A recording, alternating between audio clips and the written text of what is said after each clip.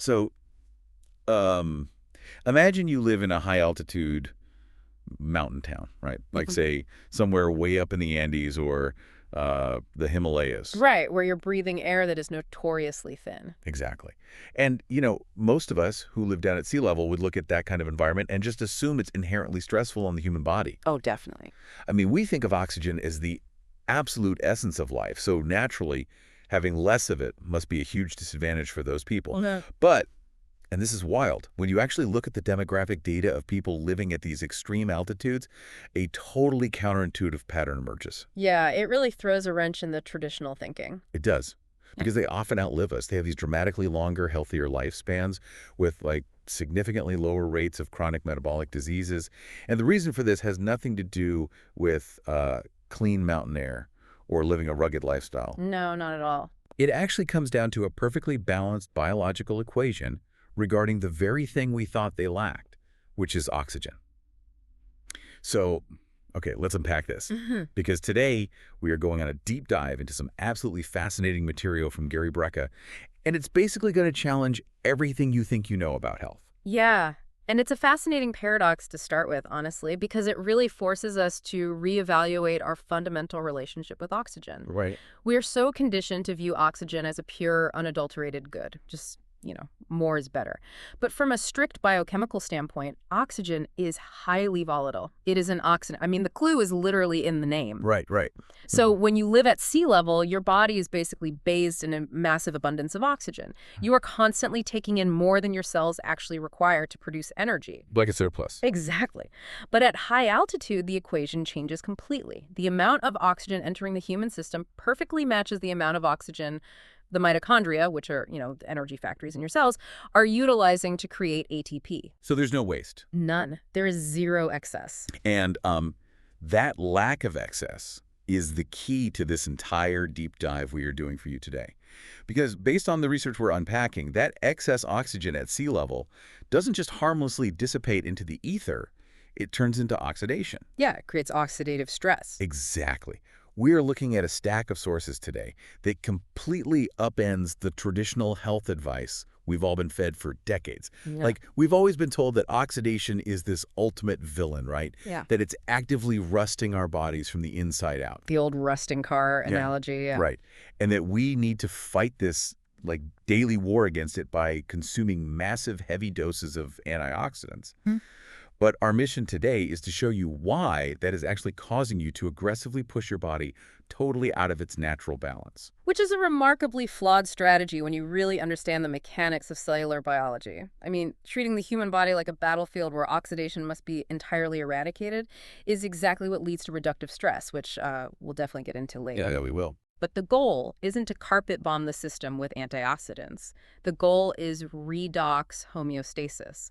That high-altitude lifestyle is just a perfect environmental example of redox homeostasis, a state where oxidation and reduction are in perfect parity. So let's break down the mechanics of this quote-unquote villain, because the source material is very specific about the nuance here. We are constantly hearing the term free radicals. Yeah. And, I mean, they sound menacing. They really do. You hear that phrase, and you imagine these rogue agents just tearing through your tissue. And yes, oxidation does cause damage. That's why people swallow, like, handfuls of vitamin C and vitamin E every morning. Yeah. The specific oxidative free radicals we are talking about here are compounds like superoxide, hydrogen peroxide, oxygen singlets, and hydroxyl free radicals. And to understand why they sound so menacing, you really have to look at their atomic structure. Okay, lay it on us. So a free radical is essentially a molecule that has an unpaired electron in its outer orbit. And in chemistry, electrons desperately want to be in pairs. It is a fundamental law of physics. They ain't being alone. They absolutely hate it. So when a molecule has an unpaired electron, it becomes highly unstable and incredibly reactive. It basically acts like a microscopic thief, racing through your cell and violently ripping an electron away from the nearest stable molecule it can find. Wow. Yeah, whether that's a piece of your cell membrane, a protein, or even your DNA. Which creates a chain reaction, right? Because the molecule that just got robbed is now a free radical itself, so it goes and robs its neighbor. Exactly. And that chain reaction is what we call oxidative stress. It's lipid peroxidation. It literally degrades the structural integrity of your cells over time. So the medical community observed this destruction and understandably concluded, well, we must neutralize all free radicals. But here is the massive twist in the research, and this is what blew my mind. The assumption that all oxidation is bad is biologically illiterate. Totally. Some of these free radicals are not just harmless, they're completely vital for survival. You can't just wipe them out without basically crippling the body. Right. Let's look at the specific compounds you listed earlier. Superoxide is a perfect example of this. Okay. If a pathogen, say a bacterial infection, enters your body, your immune system actually relies on superoxide. Your white blood cells, specifically macrophages, weaponize superoxide. Wait, they weaponize a free radical? Yeah. They engulf the bacteria and intentionally hit it with a blast of superoxide to destroy it.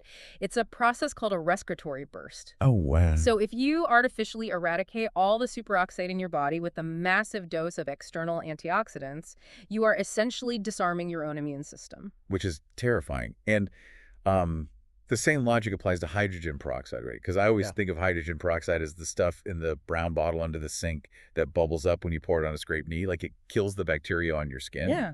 But our cells are actually manufacturing it intentionally on the inside. They are.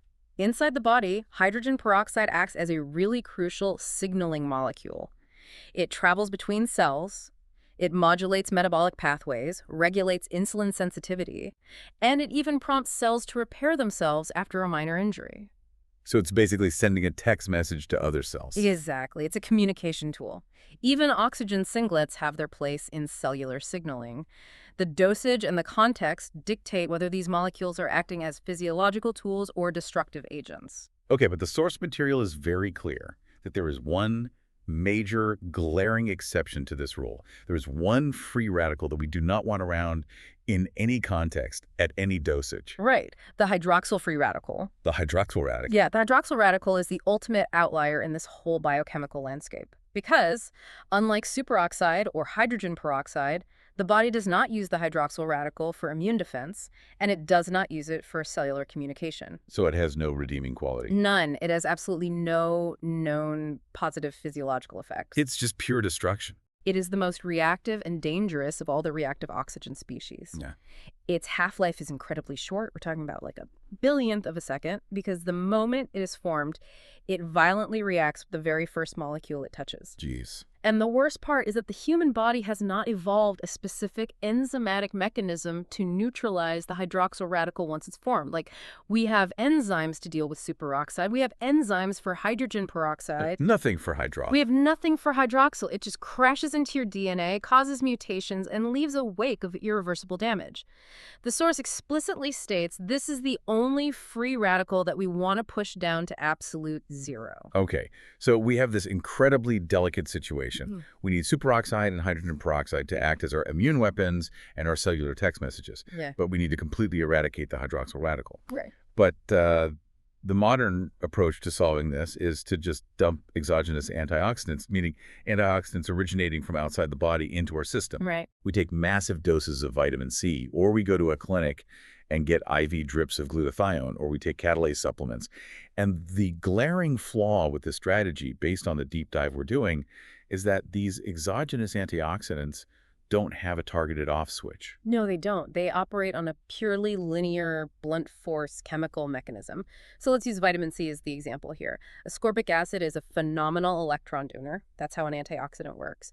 It generously donates an electron to that unstable free radical thief, neutralizing it and stopping the chain reaction. Which, I mean, sounds great on paper. It sounds great until you realize that a massive megadose of vitamin C doesn't possess the biological intelligence to differentiate between a destructive hydroxyl radical and a necessary superoxide signaling molecule. Yeah. It just floods the bloodstream and neutralizes everything in its path. It doesn't have a sensor to detect when your body has returned to a healthy baseline. It just keeps pushing your oxidation levels lower and lower and lower. This totally reminds me of trying to regulate the temperature in a house using a broken HVAC system. Oh, that's a good analogy. Right.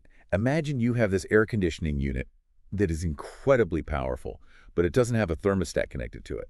It has no temperature sensor at all. You turn it on because it's 100 degrees in your living room, which is the equivalent of taking that massive dose of vitamin C when you have high oxidative stress. Right. For the first 20 minutes, it works beautifully. Yeah. The room cools down to 72 degrees. But because there's no sensor, the machine doesn't know the job is done.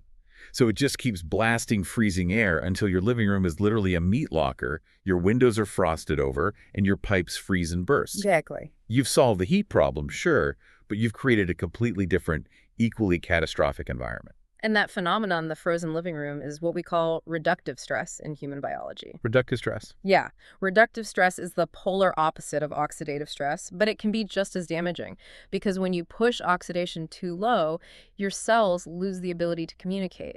The immune cells lose their weapons. And the medical community has actually seen the dark side of this freezing effect play out in real life. The source brings up a historical context here that is super interesting. The theory of using massive doses of vitamin C to prevent or fight cancer. It was a very famous, very aggressive theory decades ago. It was, and the logic was incredibly seductive at the time. I mean, cancer involves severe cellular damage and DNA mutation. Free radicals cause cellular damage and DNA mutation.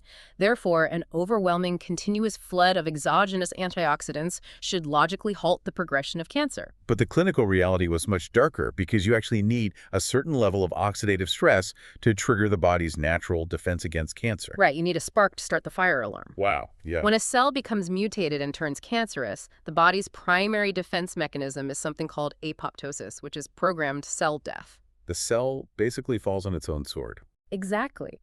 The immune system recognizes the rogue cell and orders it to self-destruct. But that order, that physiological trigger for apoptosis, requires oxidative signaling molecules. So when you introduce massive amounts of exogenous vitamin C and drive oxidative stress to near zero, you extinguish the spark. You unplug the fire alarm? You essentially blindfold the immune system and disarm its ability to trigger apoptosis. You break the natural balance, allowing the mutated cells to survive when they otherwise would have been destroyed. Which brings us to the central dilemma of this entire deep dive for you listening. If blunt force exogenous antioxidants are just blindly freezing the room and shutting down our immune signaling, how on earth is the body supposed to manage this? I mean, we know we want the hydroxyl radical at zero, but we need the others in a Goldilocks zone. Right. What is the precise biological tool required to find that equilibrium? Because clearly, swallowing a handful of synthetic pills isn't the evolutionary answer. No, it's not. The evolutionary answer is redox homeostasis. There's that term again. Yeah, it is a dynamic, continuously fluctuating balance between oxidation and reduction. It's not about driving oxidation to zero. It is about maintaining a perfect parity, just like the people living at high altitude we talked about earlier. And the most effective tool to achieve this state, the tool that is the primary focus of these sources, is hydrogen gas, or H2. Hydrogen gas, it sounds, I don't know, almost too basic. Right. We are talking about the absolute simplest, lightest element in the known universe. It's the very first element on the periodic table. The very first one. And hydrogen ions make up roughly 10% of the human body by weight, right? And molecular hydrogen, H2, is just two of these tiny hydrogen ions bonded together.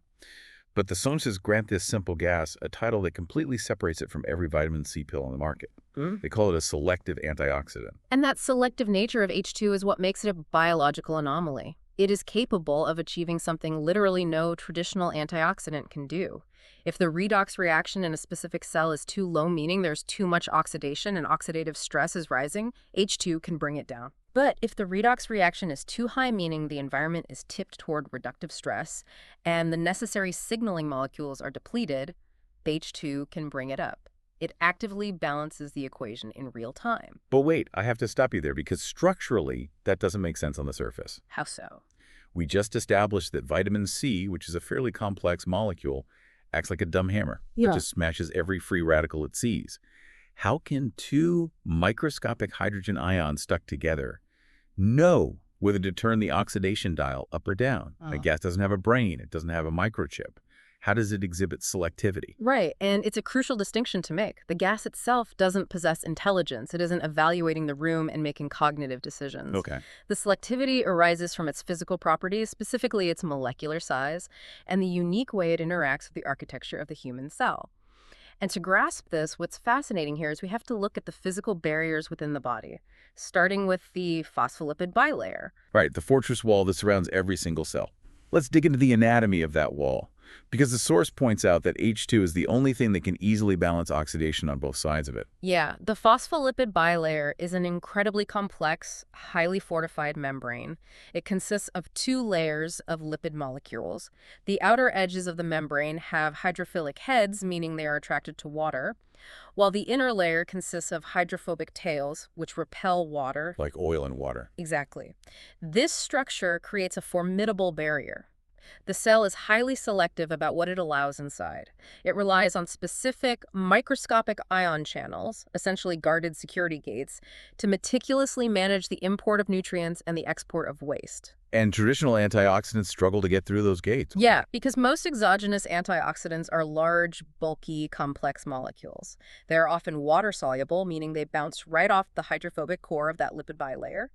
They cannot easily penetrate the cell wall without finding a specific transporter protein to carry them across. So they get stuck outside. Exactly. Because of this, you often end up with a severe imbalance. You might have massive amounts of vitamin C floating in the extracellular fluid, the outside of the cell driving oxidation down too low, while the inside of the cell, where the DNA and mitochondria reside, is still suffering from severe oxidative stress.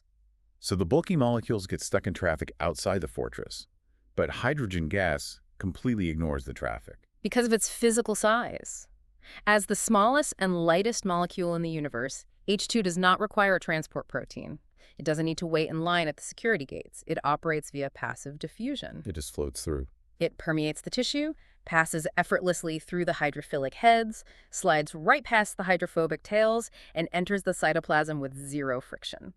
It exists on both sides of the phospholipid bilayer simultaneously. It even diffuses directly into the mitochondria and the nucleus. Okay, so it gets everywhere instantly. Yeah. It has total unhindered access to the entire biological facility. But that still doesn't explain the smart thermostat effect. How does it turn the oxidation up or down once it's inside the fortress? Well, because H2 isn't actually doing the heavy lifting itself. It isn't walking around neutralizing millions of free radicals through direct chemical donation the way vitamin C does. Instead, it acts as a highly specialized messenger. It delivers a signal to the ultimate authority inside the cell. It goes straight to the command center. The nucleus. Yes. And sitting right inside that nucleus is the DNA. The source literally refers to the DNA as the boss. It is the architectural blueprint and the central command running the entire physiological show. And that DNA boss has two distinct primary roles. The first is replication unzipping itself and making an exact copy when a cell divides. This is how tissues grow and repair. But the second role is where our focus lies, which is transcription. Transcription is essentially the DNA giving orders, right? It's reading the environment, realizing something is out of balance, and printing out a highly specific set of instructions to fix the problem. Precisely. Transcription is the process of the DNA converting a specific gene into messenger RNA, which then travels out of the nucleus to the cellular ribosomes to manufacture a specific protein or enzyme. The DNA is constantly taking in data from the cellular environment and adjusting its transcription orders to maintain equilibrium. And the specific communication line that handles data regarding oxidative stress is called the NRF2 pathway. Right. The NRF2 pathway is one of the most vital, highly conserved biological mechanisms in the human body. Think of it as a master regulator of antioxidant defense. Okay. Under normal, calm conditions, the NRF2 protein is essentially anchored in the cytoplasm, kept inactive. But when the cell experiences oxidative stress, or when a specific messenger arrives, that anchor is released. The NRF2 protein travels directly into the nucleus, binds to the DNA, and initiates the transcription of a massive array of protective genes. And here's the absolute crux of the mechanism for you guys listening. The sources show that molecular hydrogen gas H2 is the precise messenger that activates the NRF2 pathway. H2 doesn't fight the free radicals directly. It bypasses the cytoplasm, enters the nucleus, picks up that red telephone, and tells the DNA boss, hey, we have an oxidative imbalance out on the factory floor. We need you to authorize the transcription of our internal defense systems. And it just completely shifts the entire paradigm of health. You are no longer relying on external synthetic compounds to do the work. The presence of H2 stimulates the DNA to utilize millions of years of evolutionary intelligence to regulate the balance from the inside out. It prompts the body to manufacture endogenous antioxidants. Let's focus on that word, endogenous, meaning created internally. The source lists 3 major endogenous antioxidants that the DNA begins producing when NRF2 is activated. Yeah. We've got superoxide dismutase, catalase, and glutathione. Right, and superoxide dismutase, or SOD, is an incredibly specialized enzyme. Its primary function is to hunt down and catalyze the dismutation of the superoxide radical into ordinary molecular oxygen and hydrogen peroxide. It is a highly efficient, targeted task force. And remember, that highly destructive hydroxyl-free radical we discussed earlier, the one we want at absolute zero. The one with no off switch. Exactly. Upregulating SOD and catalase is one of the only effective ways the body can mitigate the cascading damage that leads to hydroxyl formation. But the heavy hitter on this list, like the one the source material really zeroes in on, is glutathione. The source notes that glutathione is manufactured primarily in the liver, but it is the absolute most prevalent antioxidant in the human body, residing inside every single living cell. Yeah, glutathione is often referred to as the master antioxidant. It is a tripeptide, meaning it's composed of 3 amino acids, and it is indispensable. I mean, it protects the mitochondrial DNA from oxidative damage. It plays a critical role in detoxifying heavy metals and environmental pollutants in the liver. It does everything. It even acts as a recycling mechanism, taking oxidized, used-up molecules of vitamin C and vitamin E and restoring them so they can continue to function. The body's reliance on glutathione is absolute. Which begs the question, if glutathione is so amazing, why don't we just take glutathione pills? I mean, they sell them at every health food store in the country. Why go through the complicated process of using hydrogen gas to activate the NRF2 pathway to tell the DNA to make it? Well, because taking oral glutathione brings us right back to the blunt force problem. When you swallow a synthetic glutathione supplement, a significant portion of it is destroyed by the stomach acid before it ever reaches the bloodstream. So you're just wasting your money. Basically. Okay. And whatever does make it into the blood is still an exogenous dose. Yeah. You are guessing the dosage. You are throwing a massive bucket of water onto what might only be a tiny necessary campfire of oxidative signaling. You risk causing reductive stress again. But when the NRF2 pathway handles it, Exactly. When H2 activates the NRF2 pathway, the DNA reads the exact instantaneous level of oxidative stress in that specific cell at that exact millisecond. It then transcribes and manufactures the precise microscopic amount of endogenous glutathione required to bring that cell back into perfect redox homeostasis. that's incredible. It doesn't overproduce, it doesn't underproduce. It creates a bespoke, precision-guided physiological response. You know, this makes me think about how a massive corporation operates when it's in trouble. Oh, I like this. Exogenous antioxidants, swallowing handfuls of synthetic pills is like a terrible, overbearing micromanager.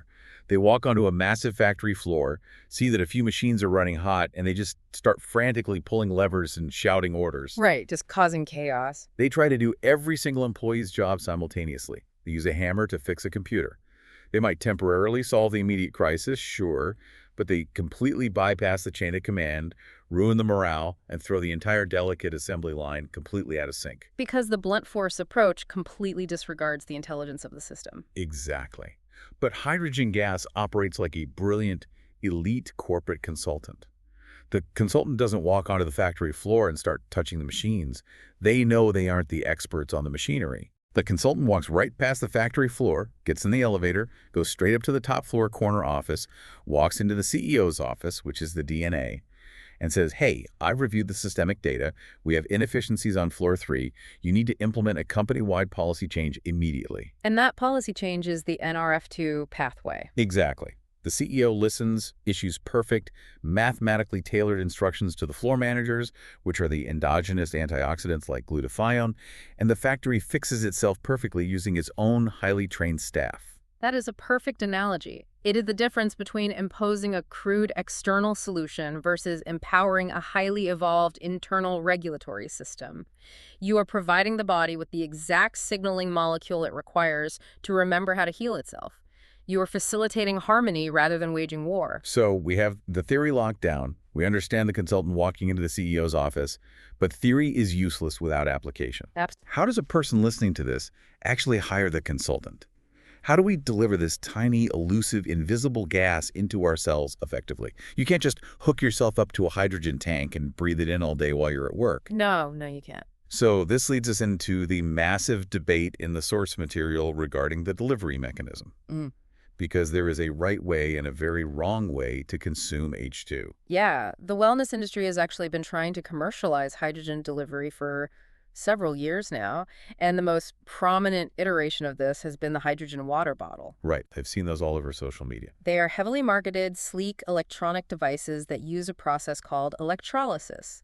The idea is that the bottle passes an electrical current through the water, separating the H2O molecules and theoretically infusing the water with concentrated hydrogen gas. But the source completely dismantles the hydrogen water bottle trend. It points out several severe, fatal flaws with the technology. Yeah, major flaws. First, there's the barrier to entry. These bottles are incredibly expensive, often costing like hundreds of dollars.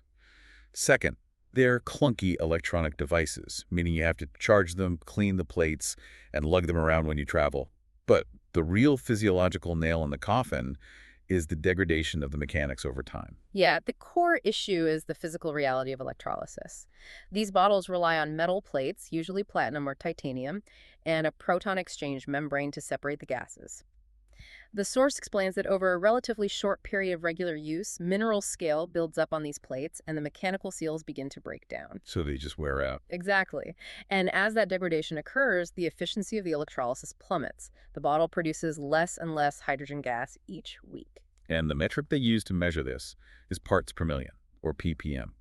And the source makes a very definitive, hardline claim here. There is absolutely no electronic water bottle membrane on the commercial market today that is capable of producing 12 parts per million of hydrogen gas. And that 12 ppm metric is not just an arbitrary number. Based on the clinical observations discussed in the source, 12 parts per million is the therapeutic threshold required to guarantee a robust systemic activation of the NRF2 pathway across the body. So if you don't hit 12, it's not working. Pretty much. If you buy a bottle that only produces 2 or 3 ppm when it's brand new, and that output shrinks to 0.5 ppm after 3 months of plate degradation, you aren't delivering a therapeutic dose. You are essentially just drinking very expensive, slightly aerated water. The signal never reaches the DNA. Wow. So if the bottles are an expensive failure, what is the superior method? What is the actual solution the source champions? It's something called H2 tabs, specifically elemental magnesium tablets. Right. It is a shift away from fallible consumer electronics and a return to highly reliable elemental chemistry. Let's talk about the math on these tablets, because the contrast to the bottles is stark. The source notes that these magnesium tablets cost less than $1 a day. They have a remarkably long shelf life. You can throw a bottle of them in your pocket or a carry-on bag, and you don't need a charger or a special membrane. So convenient. Right. But most importantly, because it relies on a fixed chemical reaction rather than a degrading electrical plate, the source guarantees that you get exactly 12 parts per million of hydrogen gas every single time you drop a tablet into water. Because the chemical equation is beautifully simple and totally consistent. When you drop elemental magnesium into water, it reacts to form magnesium hydroxide and liberates molecular hydrogen gas. It is a fundamental law of chemistry. It will happen exactly the same way, producing the exact same yield every single time. That's reassuring. But what is truly fascinating from a physiological standpoint is the physics of how this newly liberated gas behaves in the water and how that dictates the way you must consume it. Yes. This is where the daily routine gets really interesting for anyone wanting to try this. The source outlines a highly specific ritual of consumption. It's not like taking a multivitamin where you just swallow it and move on. You take a normal glass of water and you drop the elemental magnesium tablet in. But you don't drink it immediately. You have to wait. Right, you are waiting for the reaction to peak. As the magnesium reacts with the water, it begins to effervesce. But it does not produce the large, rolling, visible bubbles you see when you drop, like, an antacid tablet into a glass. The physics of this specific reaction produce what are known as nanobubbles. Let's expand on the nanobubbles, because the visual here is wild. The source notes that because these bubbles are so microscopic, they actually alter the optical density of the water. Yeah, they are so small and so densely packed that they achieve a state of suspension within the liquid. The physical structure of the water is temporarily altered. As millions of these nanobubbles form, they scatter the light passing through the glass. So it looks different. Completely. The source describes how the clear water rapidly becomes cloudy. It looks opaque, almost like a dense rolling fog of molecular hydrogen suspended inside the glass. But because hydrogen is the lightest element in the universe, it desperately wants to escape gravity. It doesn't want to stay in that glass. Exactly. According to Henry's law of solubility, keeping a gas dissolved in a liquid at atmospheric pressure is a temporary state. The nanobubbles are highly volatile. As the minutes tick by, these microscopic bubbles begin to bump into each other. They coalesce, merging together to form larger and larger macro bubbles. And then, And the moment those bubbles become large enough, their buoyancy overcomes the suspension, they race to the surface, and they break the surface tension. and the gas literally just floats out of the glass and disappears into the air in your kitchen. The therapeutic agent vanishes into thin air. That is wild. It is, and this physical reality is why the delivery timing is the most critical element of the entire protocol. The source explicitly dictates that you must wait roughly 50 to 60 seconds until the glass is completely saturated with that cloudy nanobubble fog. Right. And then, at that exact moment of peak saturation, you must, to quote the source directly, whack the whole glass back. You have to drink it fast. You must consume it rapidly. You cannot treat this like a cup of coffee. You cannot sip it casually over the course of an hour while you read emails. If you let it sit on your desk for 10 minutes, the coalescence completes. The gas is gone. The hydrogen escapes into the atmosphere, and you are left drinking a glass of completely inert, flat water with a trace amount of magnesium hydroxide left at the bottom. Imagine this daily ritual, Yeah. You are standing in your kitchen at 6:30 in the morning. You drop this small tablet into a clear glass of water, and you literally watch the fluid mechanics change before your eyes. It's quite a visual. It is. The water turns into this thick, effervescent, cloudy potion. And, intellectually, the clock is ticking. You have a 60-second window to slam this drink before the absolute lightest element in the cosmos breaks its molecular bonds and escapes through the ceiling. It turns the act of taking a supplement into a highly intentional active chemical event. It really requires deep biological presence, and that rapid, intentional ingestion is what delivers that massive 12 ppm bolus of hydrogen directly into the highly vascularized environment of the stomach and upper intestine. And then it just spreads everywhere. Exactly. From there, because it is so small, it rapidly diffuses across the gut lining, floods the bloodstream, and permeates every single cell in the body within minutes, initiating that systemic NRF2 cascade we talked about. Which perfectly sets the stage for the massive sweeping claims made at the end of the source material. We understand the redox paradox now. We understand the DNA boss. We understand the cloudy glass of nanobubbles. So what is the end game here? Right. Where is this going? Exactly. If this tablet costs less than $1 a day, is biochemically flawless, and is completely safe, what does this mean for the future of medicine? The source makes a staggering stake-in-the-ground prediction.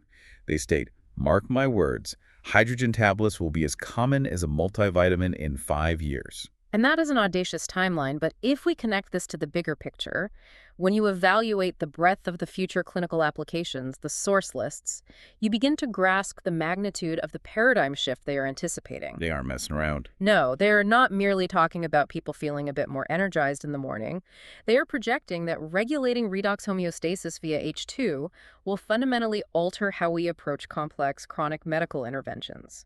Let's walk through the specific medical applications they predict, because they are incredibly diverse. The source explicitly claims that hydrogen water and tablets will be used for delivering medications more effectively, delivering other supplements, repairing the endothelium, making humans more sensitive to secreting their own GLP-1 hormones, mitigating concussive injuries, and ultimately restoring systemic redox homeostasis. Let's isolate the neurological application first. Mitigating concussive injuries. This is an area of massive, desperate medical urgency, from professional contact sports to military applications to everyday car accidents. Right, let's break down the biology of a concussion, because I think a lot of people, myself included, just assume a concussion is basically just a physical bruise on the brain. But the source material implies the real danger is what happens after the initial impact. Yeah, the initial mechanical impact, the brain tissue striking the inside of the skull, is really only the first phase of the injury. The true devastation of a traumatic brain injury unfolds in the hours and days following the impact. Oh, wow. Because when the neurons sustain that mechanical shearing force, the brain basically panics. It initiates a massive, localized physiological stress response. The damaged cells leak glutamate, which leads to excitotoxicity and a massive influx of calcium into the cells. That doesn't sound good. It's not. This cascade results in a sudden, overwhelming wave of inflammation and the massive overproduction of highly destructive reactive oxygen species. So the brain literally floods itself with free radicals. Yes, it is a localized storm of oxidative stress. And this unchecked oxidation causes a secondary wave of cell death, damaging surrounding healthy neurons that actually survived the initial impact. Wait, really? The healthy ones die too? Yeah, and this secondary cascade is often far more debilitating than the primary injury. It's what leads to the long-term cognitive deficits we see in so many patients. And traditional anti-inflammatory drugs or traditional antioxidants are basically useless in stopping this secondary wave because of the blood-brain barrier, right? Precisely. The blood-brain barrier is an incredibly tight, highly selective endothelial membrane designed to protect the central nervous system from circulating toxins and pathogens in the blood. It's like a VIP bouncer for the brain. Exactly. It is an extraordinary defense mechanism, but it becomes a major obstacle in pharmacology. The vast majority of large, complex, exogenous antioxidant molecules simply cannot penetrate the blood-brain barrier in concentrations high enough to halt that oxidative storm. But our microscopic hero, the hydrogen molecule, is so tiny it doesn't even recognize the barrier is there. Right. Because H2 is the smallest element in the universe, it diffuses across the blood-brain barrier instantaneously. If a high-dose H2 protocol is administered immediately following a concussive impact, that gas permeates the deep neural tissue within minutes. And then what? It hits the NRF2 pathway. Yes, it enters the damaged neurons, activates the NRF2 pathway, and forces those cells to rapidly transcribe massive amounts of endogenous glutathione right at the epicenter of the trauma. It effectively acts as a neuroprotective fire blanket. It halts the runaway oxidative cascade. It neutralizes the hydroxyl radicals before they can destroy the surrounding tissue, regulating the neuroinflammation at the genetic level. The potential for rapid H2 administration to alter the long-term prognosis of traumatic brain injuries is just staggering. That application alone would change the landscape of emergency medicine. But the source outlines another future application that has arguably even broader relevance to the general public right now. It claims that H2 will be used to make human beings more sensitive to secreting their own GLP-1s. Oh, this is a huge topic right now. Massive. I mean, anyone who has paid any attention to health news or the stock market over the last 2 years knows that GLP-1 receptor agonists, pharmaceuticals like Ozempic, Wegovy, and Mounjaro, are completely dominating the medical landscape for weight loss and metabolic disease. They've revolutionized obesity management for sure. And these drugs are synthetic versions of a hormone your body naturally produces called glucagon-like peptide 1. Right. And these synthetic hormones basically tell your pancreas to produce insulin. Wow. They slow down your digestion, and they signal your brain that you are incredibly full. But these drugs have massive side effects, require weekly injections, and you lose muscle mass. Yeah, there's always a trade-off. But the source isn't talking about replacing the drug with another drug. The source is talking about making your body sensitive to secreting its own natural GLP-1s. How in the world does a dissolved gas in the bloodstream affect a metabolic gut hormone? It all comes back to a deeply overlooked structure in the vascular system, the endothelium. The source specifically links repairing the endothelium to this restored metabolic sensitivity. Okay, let's define the endothelium for everyone. The endothelium is a delicate single-cell layer that lines the entire interior surface of your vascular system. Every artery, every vein, every tiny capillary is lined with endothelial cells. So it's everywhere. Everywhere. It is the critical interface between your flowing blood and the tissues of your organs. But it isn't just a passive pipe. It is a highly active endocrine organ in its own right. It produces nitric oxide to regulate blood pressure and manages the passage of hormones and nutrients. And this lining is incredibly vulnerable to oxidative stress, isn't it? Very vulnerable. When a person has chronic systemic oxidative stress driven by, a highly processed diet, environmental toxins, chronic sleep deprivation, or simply the biological aging process, that delicate endothelial lining takes a beating. It gets damaged. Yeah, the free radicals constantly damage the cells, degrading a protective layer on top of them called the glycocalyx.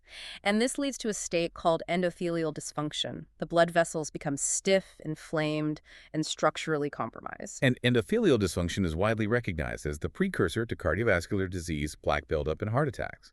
But how does this vascular damage connect to GLP-1 hormones? Because hormones are systemic messengers, and the vascular system is the highway they must travel. Oh, I see. Your gut naturally produces GLP-1 hormones in response to eating food. Those hormones are secreted into the bloodstream, and they must travel through the vascular network to successfully bind with receptors on the pancreas to trigger insulin and receptors in the brain to trigger satiety. But if your entire endothelial highway is highly inflamed, covered in oxidative damage, and chemically chaotic, it severely impairs cellular signaling. The communication lines get buried in static. Exactly. The receptors become blunted by the localized inflammation. It is the biological equivalent of trying to have a nuanced phone conversation over a cellular connection with massive amounts of static interference. Your gut is loudly broadcasting the GLP-1 signal, but the pancreas and the brain cannot hear it clearly. So the modern pharmaceutical approach is to just inject a massive, overwhelming synthetic megaphone into the system, the Ozempic shot, to shout over the static. Precisely. You flood the system with synthetic GLP-1 receptor agonists to force the signal through. But the H2 protocol approaches the problem from the root cause. By clearing the static. Yeah, by introducing high doses of molecular hydrogen daily, you rapidly neutralize the localized oxidative stress within the blood vessels. You soothe the vascular inflammation, you repair the endothelium, and restore the glycocalyx. You literally clear the static on the line. By restoring redox homeostasis to the vascular highway, the body suddenly regains its natural sensitivity to the GLP-1 hormones it is already producing. The receptors are clear, the gut signals the brain normally. You are repairing the physiological communication network rather than overriding it with synthetic pharmaceuticals. Think about the philosophical magnitude of that shift. The source made a direct comparison to the daily multivitamin. For generations, popping a multivitamin has been the automatic, unquestioned morning habit for millions of people. It's the ultimate symbol of the additive paradigm of health. Right, adding stuff in. We operate under the assumption that our bodies are inherently deficient, flawed, and lacking. So we treat the human body like a leaky bucket, and we frantically try to pour more stuff into it.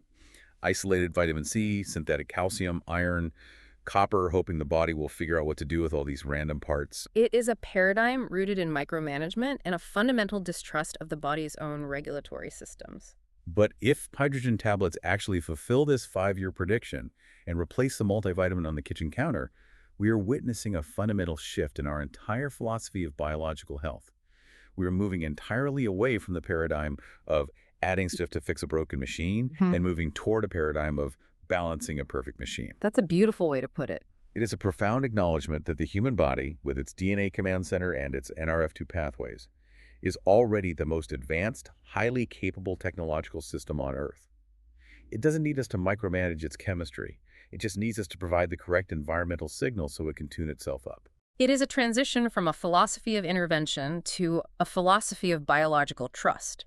We are trusting the evolutionary brilliance of the DNA. We are trusting the precision of the endogenous antioxidants. We are simply providing the absolute smallest, lightest physiological key in the universe to unlock the most complex, robust healing mechanism ever designed. Wow. When you view the science through that specific lens, the source's prediction that this will be ubiquitous in 5 years doesn't seem like hyperbole at all. It seems like the inevitable next step in medical evolution. It is a massive paradigm-shifting amount of information we've covered today for you guys. We started by dismantling the myth that all oxidation is evil, learning that our immune system actually relies on superoxide and hydrogen peroxide as vital weapons and signaling molecules. Right. We discovered that blindly dumping exogenous antioxidants into our system is like blasting an air conditioner with no thermostat. It causes reductive stress and disables our cellular alarms. We explored the brilliant architecture of the cell, visualizing how the microscopic H2 molecule goes right through the heavily guarded phospholipid bilayer. The passive diffusion. Yes. And we watched that H2 molecule act as an elite consultant, bypassing the factory floor, entering the nucleus, and prompting the DNA to activate the NRF2 pathway to manufacture precision-guided endogenous glutathione. We analyzed the fatal flaws of expensive hydrogen water bottles, championed the reliable chemistry of the magnesium tablet, and detailed the strict 60-second ritual of whacking back the cloudy glass of nanobubbles before they escape into the atmosphere. You don't gotta drink it fast. You really do. And finally, we looked at a future where this simple gas could halt the oxidative storms of traumatic brain injuries and restore our natural metabolic sensitivity by healing the endothelium. It is an incredible journey. But as always, before we let you go, I know you have one final lingering thought for us to process. I do, yeah.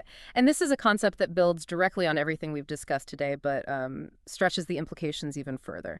We have spent this entire deep dive marveling at the sheer elegance of the fact that our highly complex, evolutionarily advanced cellular command center, the human DNA, is perfectly calibrated to respond to hydrogen. The simplest element. Exactly. Hydrogen is the absolute simplest, lightest, and most abundant element in the entire cosmos. It is the primordial building block of the universe itself. So my final question to consider is this. If the ultimate master key to human cellular healing isn't found in a complex, heavily synthesized 15-syllable pharmaceutical patent, but rather in the very first, most basic element on the periodic table, what other foundational elemental building blocks of nature have we completely overlooked in our modern hubristic quest for highly complex medical solutions? That is profound. Are the most profound, world-changing medical breakthroughs of the next century not going to be new synthetic inventions at all, but rather a humble, scientifically rigorous return to the most basic elements of the cosmos? Wow. Are we ignoring the absolute basics in our rush to invent complex answers? That is a brilliant framework to view the future of medicine through. Maybe the ultimate good isn't a synthetic superhero pill, and the ultimate evil isn't natural cellular biology. Maybe the ultimate truth is just balance. Thank you for joining us on this massive exploration today. Keep questioning the old narratives, keep exploring the brilliant mechanics of your own body, and we will catch you on the next deep dive.